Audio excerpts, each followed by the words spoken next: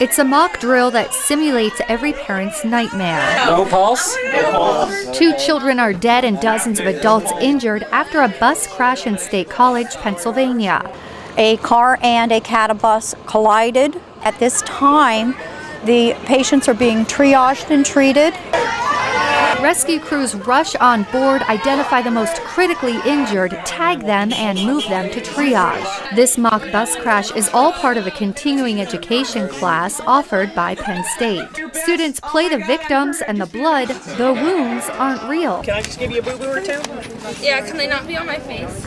But the lesson is real, according to Mark Milleron, the instructor for this course titled Hospital Disaster Planning. It's their chance to see how emergency services work before the patients get to the hospital. Most of the students participating in the disaster training are in majors related to hospital administration. The idea is to give them the experience of what happens out in the field when there's a disaster, what happens to the patients, and that way they'll be able to empathize with the patients when they come into the hospital and understand what they just went through. Alex Beck is a student in this course and also an EMT for Central Lifelink, one of the organizations participating in the simulation. He says this is a great engagement activity between the university and the community, giving the students a chance to learn and emergency responders a chance to practice. It is actually pretty realistic.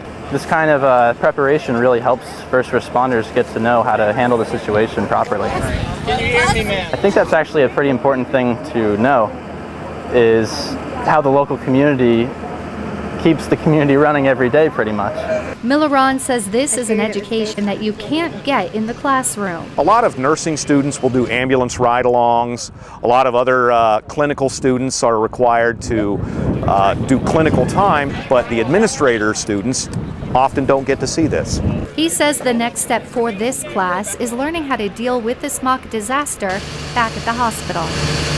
For more information on continuing education programs offered at Penn State, log on to www.outreach.psu.edu/adult-learners. For Penn State Outreach, I'm Erin Calandra.